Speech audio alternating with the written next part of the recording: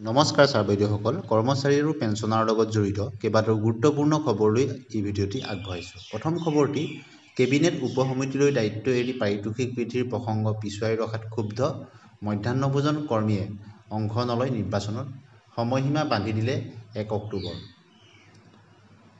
প্ৰাথমিক বিদ্যালয়ত মধ্যাহ্নভোজনৰ লগত জড়িত ১.০৮ লাখ মধ্যাহ্নভোজন কৰ্মচাৰীয়ে অহা বিধানসভা নিৰ্বাচন বৰ্জনৰ হুংকাৰ দিছে। উল্লেখযোগ্য যে ৰাজ্য চৰকাৰে হ'বলগীয়া নতুন বিত্তীয় বৰ্ষৰ বাবে যি বাজেটত বিভিন্ন আঁচনিৰ অধীনত সেৱা আগবঢ়োৱা আন কৰ্মীসকলক বিভিন্ন সুবিধা প্ৰদানৰ কথা ঘোষণা কৰা হৈছে। ইয়াৰ বিপৰীতে মধ্যাহ্নভোজনৰ লগত জড়িত আৰু আশা অংগনবাড়ী কৰ্মীসকলৰ পাৰিতোষিক বৃদ্ধিৰ প্ৰসংগটো কেবিনেট উপসমিতিলৈ এৰি দি অক্টোবৰলৈ পিছুৱাই থৈছে ৰাজ্য চৰকাৰে।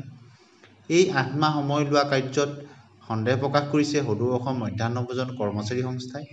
আৰু তেওঁলোকৰ দিছপুৰ প্ৰেছ ক্লাবত অনুষ্ঠিত কৰা এখন সংবাদমেলত মধ্যাহ্নভোজন কৰ্মচাৰী সংস্থাৰ কাৰ্যকৰী সভাপতি আৰু সম্পাদিকাই কয় যে অসমত ১,০৮,০০০ কৰ্মৰত মধ্যাহ্নভোজন কৰ্মীয়ে কেইবা বছৰৰ পৰা মাননি বৃদ্ধিৰ বাবে ধৰ্ণা কাৰ্যসূচী ৰূপায়ণ কৰি আহিছে আৰু যোৱা ১৭ ফেব্ৰুৱাৰীৰ পৰা অসম বিধানসভাৰ চলে ৰাজ্য চৰকাৰৰ অন্তিমখন পূৰ্ণাংগ বাজেটত মধ্যাহ্নভোজন কৰ্মচাৰীসকলৰ পাৰিতোষিক বৃদ্ধিৰ লগতে এককালীন সাহায্যৰ কথা ঘোষণা কৰা হৈছে। আৰু এই বাজেটত ৰান্ধনিৰ মাননি কিমান বৃদ্ধি কৰিব, এককালীন সাহায্য কিমান টকা চৰকাৰে প্ৰদান কৰিব সেই কথা ঘোষণা নকৰিলে কেৱল ১ অক্টোবৰৰ পৰা ৰান্ধনিৰ পাৰিতোষিক আৰু এককালীন সাহায্য দিয়া হ'ব বুলিহে ঘোষণা কৰে। পৰিতাপৰ বিষয় যে চৰকাৰে ৮ মাহলৈ ইমান দীঘলীয়া সময় কিয় ল'ব লগা হ'ল তাক লৈ ৰান্ধনিসকলৰ মনত প্ৰশ্ন আৰু সন্দেহৰ সৃষ্টি হৈছে। সংবাদমেলত তেওঁলোকে কয় যে কেইমাহমান পূৰ্বে মুখ্যমন্ত্ৰীয়ে জনাইছিল যে ৰান্ধনিসকল চৰকাৰী কৰ্মচাৰী আৰু সেইবাবেই তেওঁলোকে অৰুণোদয় আঁচনিৰ পৰা বঞ্চিত হ'ব। সেয়ে ৰান্ধনিৰ পাৰিতোষিক বৃদ্ধিৰ বাবে বিত্ত বিভাগক দায়িত্ব দিয়া হৈছে বুলি ঘোষণা কৰিছিল চৰকাৰে। আৰু এই ৮ মাহত কি সিদ্ধান্ত লয় সেয়া সময়হে ক'ব বুলি তেওঁলোকে উল্লেখ কৰিছে। গতিকে আশা অংগনবাড়ী ৰন্ধনকৰ্মী তেওঁলোক যে এই ৮ মাহত ইমান দীঘলীয়া সময় কিয় ল'বলগীয়া হ'ল তাকো লৈ তেওঁলোক প্ৰশ্নৰ বা সন্দেহৰ সৃষ্টি হৈছে।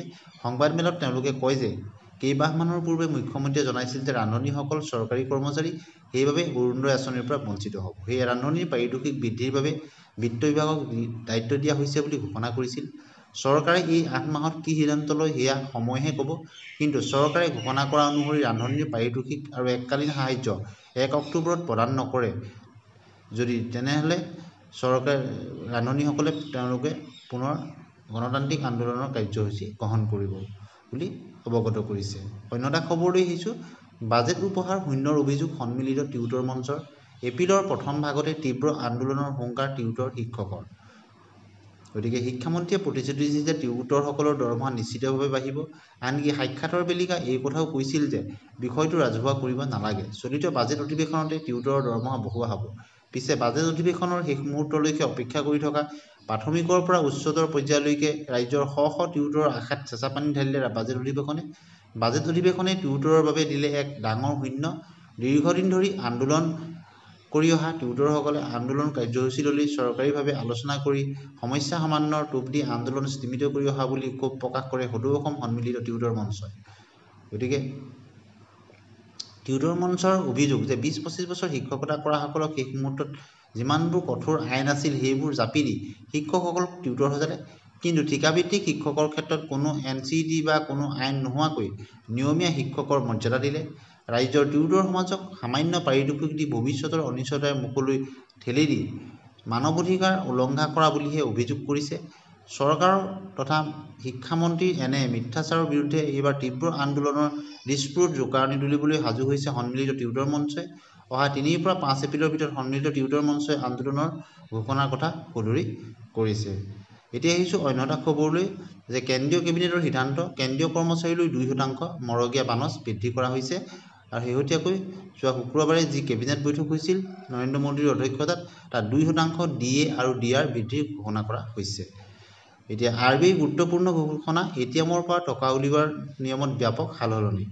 গতিকে ATMৰ পৰা যদি আপুনি টকা উলিয়ায় তেতিয়াহ'লে আগতকৈ বেছি আপোনালোকে অতিৰিক্ত ধন ভৰিব লাগিব, কিয়নো ATMৰ পৰা ধন উলিওৱাৰ নিয়মত হৈছে ব্যাপক পৰিৱৰ্তন।